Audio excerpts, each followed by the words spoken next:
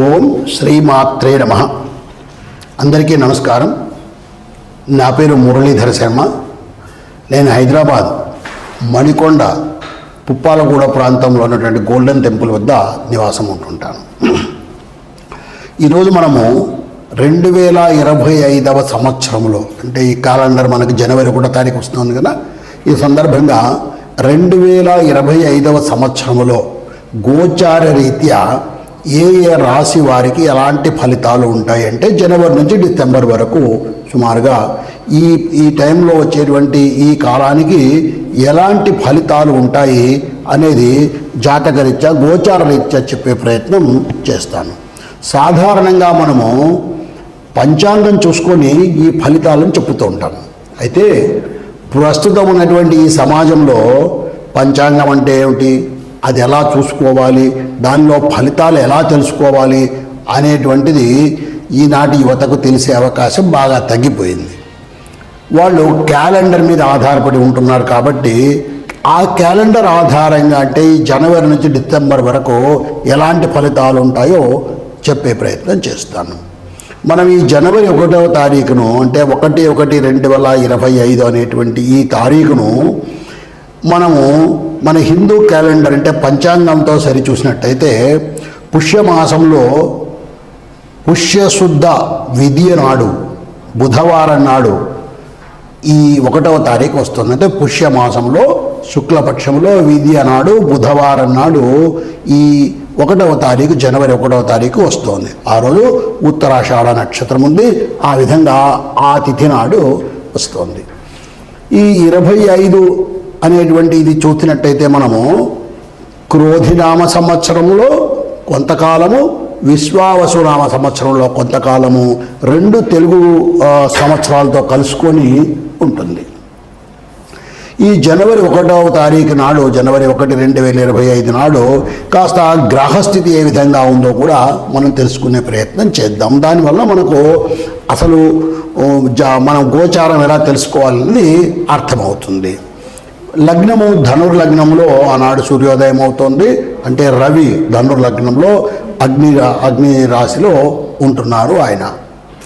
ఆ తర్వాత రవి చెప్పాను కదా, రవి కూడా ధనుస్సులోనే ఉన్నాడు. చంద్రుడు మకర లగ్నంలో ఉన్నాడు. కుజుడు వక్రస్థితిలో కర్కాటక రాశిలో ఉన్నాడు. బుధుడు వృశ్చిక రాశిలో, గురువు వృషభ రాశిలో, శుక్రుడు కుంభరాశిలో, శని కూడా కుంభరాశిలోనే స్వక్షేత్రంలో ఉన్నాడు. రాహువు మీనరాశిలో, అలాగే కేతువు కన్యారాశిలో ఉన్నాడు. ఈ విధంగా 2025 జనవరి 1 నాడు గ్రహస్థితి ఉంటుంది. సూర్యోదయం అవుతున్నటువంటిది ధనుర్లగ్నంలో అవుతుంది. ధనుర్లగ్నము శుభలగ్నము కాబట్టి 2025 సంవత్సరం కూడా శుభంగా ఉంటుందని ఆశిద్దాము. అయితే మనము గోచార ఫలాలు తెలుసుకునేటప్పుడు మనకి నవగ్రహాలు ఉన్నప్పటికీ కూడా, అంటే 9 గ్రహాలు ఉన్నప్పటికీ కూడా గురు, శని, రాహు, కేతు అనేటువంటి ఈ 4 గ్రహాల యొక్క ప్రభావాన్నే మనము ఎక్కువగా తీసుకొని ఈ గోచారాన్ని పరిశీలిస్తుంటాము. ఎందువల్లంటే మిగిలిన గ్రహాలు కొన్ని నెల రోజులకే మారిపోతాయి, కొన్ని 45 వరకు మారిపోతాయి.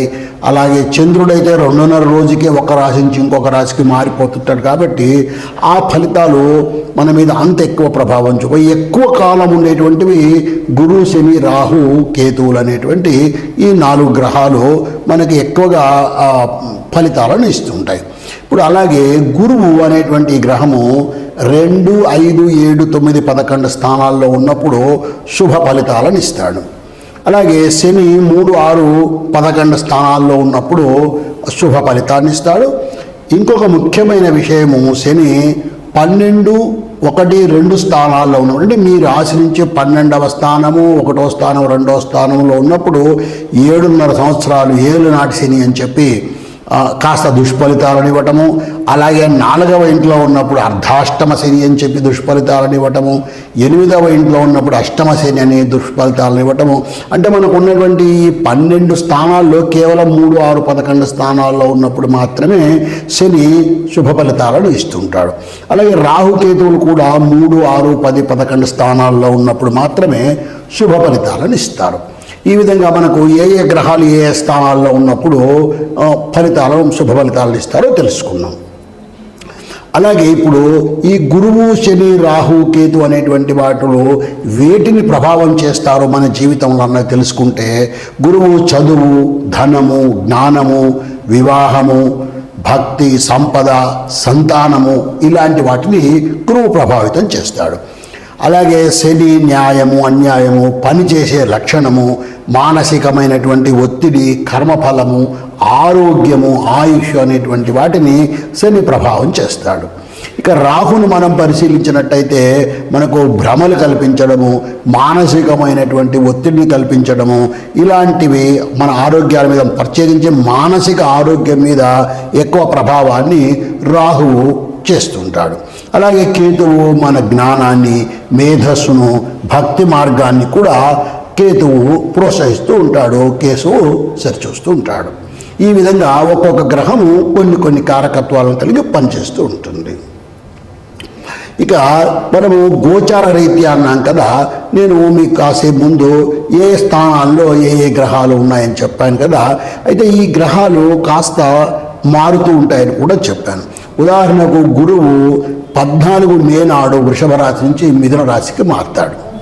అలాగే శని 23 మార్చి 2026 నాడు కుంభం నుంచి మీనరాశికి వెళ్తాడు. ఇక రాహువు మే 20వ తారీఖున మీనం నుంచి కుంభానికి వస్తాడు. వీళ్ళు వక్ర గ్రహాలు, రాహుకేతువులు వక్ర స్థితిలో ప్రయాణం చేస్తూ ఉంటారు. ఈ విధంగా రాహువు 20 మే నాడు మీనం నుంచి కుంభరాశికి వస్తాడు. ఇక కేతువు కూడా అదే 20 మే నాడు కన్యా రాశి నుంచి సింహరాశికి ఆ రోజు వక్ర స్థితిలో ప్రయాణం చేస్తాడు. ఈ విధంగా ఈ గ్రహాలు స్థిరంగా ఒకే రాశిలో శాశ్వతంగా ఉండవు. ఆ గ్రహాలకు చలనం ఉంటుంది. ఆ గ్రహాలు ఇందాక చెప్పినట్టుగా చంద్రుడు 2.5 రోజుకు, కుజుడు 45 రోజులకు ఇలాగా మారిపోతూ ఉంటారు. శని 2.5 సంవత్సరాలకు ఒక్కొక్క రాశిని ఇలా మారుతూ ఉంటారు. ఈ మారేటప్పుడు కూడా ఒక రాశి నుంచి ఒక రాశికి మారినప్పుడు మన జన్మరాశి నుంచి వాటి యొక్క స్థానం మారుతుంది కాబట్టి వాటి ఫలితాల్లో కూడా మార్పులు వస్తుంటాయి. ఈ విధంగా ఇప్పుడు మనము ఏ రాశి వారికి ఎలాంటి ఫలితాలు ఉన్నాయో తెలుసుకునే ప్రయత్నము చేద్దాం.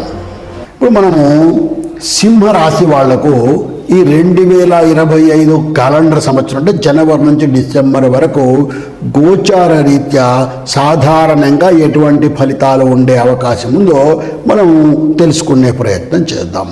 గోచార రీత్యా అన్నప్పుడు మనము గురు, శని, రాహు, కేతు గ్రహాలను ఎక్కువగా పరిశీలన చేస్తాము.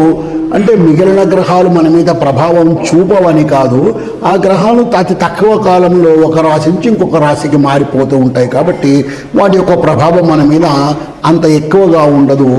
ఈ గురు, శని, రాహు, కేతువులు అనేటువంటి ఈ గ్రహాలు ఎక్కువ కాలం ఒకే చోట ఉంటూ ఉంటాయి కాబట్టి వీటి యొక్క ప్రభావం మన మీద ఎక్కువగా ఉంటుంది. ఇప్పుడు ఈ సింహరాశి వాళ్లకు ఈ 4 గ్రహాల యొక్క ప్రభావం ఎలా ఉంటుందో మనము ముందుగా తెలుసుకునే ప్రయత్నం చేద్దాం.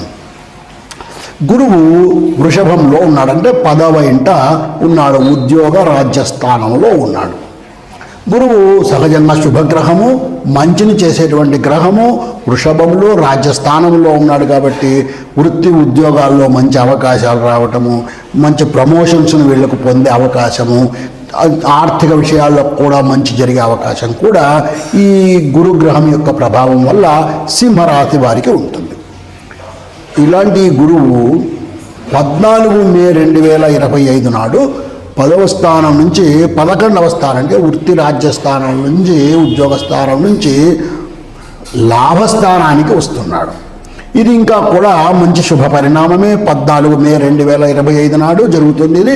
దీనివల్ల కొత్త స్నేహాల అభివృద్ధి కావడము, లాభాలు పొందడము, విద్యా విషయంలో స్టూడెంట్స్ లాంటి వాళ్ళు ఉంటే వీళ్ళకు కూడా మంచి అభివృద్ధి జరగడం కూడా జరిగే అవకాశము ఈ సింహరాశి వారికి గురువు యొక్క ప్రభావంతో ఉంటుంది.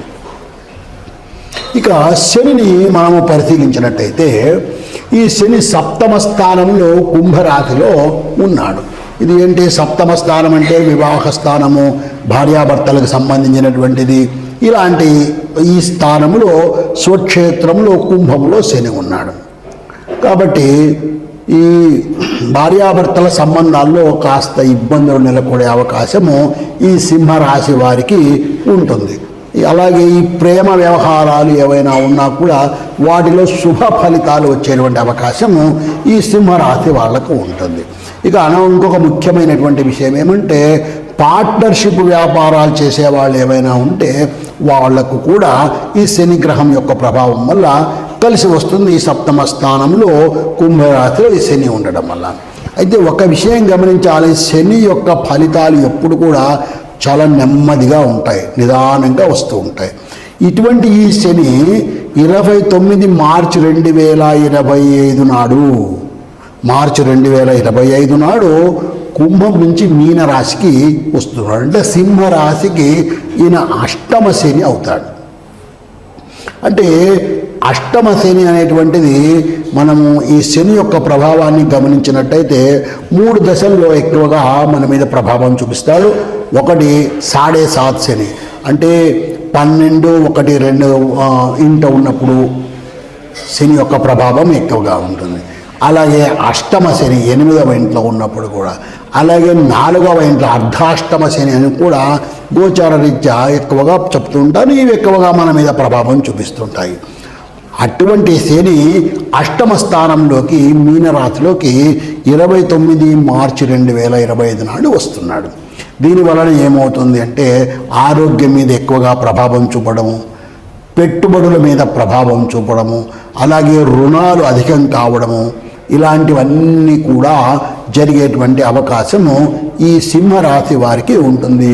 కాబట్టి తప్పనిసరిగా తగు జాగ్రత్తలు ఈ శని విషయంలో తీసుకోవాలి. శని విషయంలో ముఖ్యంగా మనము జాగ్రత్తలు ఎలాంటివి తీసుకోవాలి అన్నప్పుడు అమ్మవారిని ప్రార్థన చేయటం, అమ్మవారి పూజలు చేయటము, అమ్మవారి నామాన్ని ఓం శ్రీమాత్రే నమః అనేటువంటి ఈ నామాన్ని అవకాశం ఉన్నన్ని మార్లు స్మరించుకోవటం, లేదా శివార్చన చేయటం. శివుడు కూడా ఈ శని యొక్క ప్రభావాన్ని తగ్గించగలడు.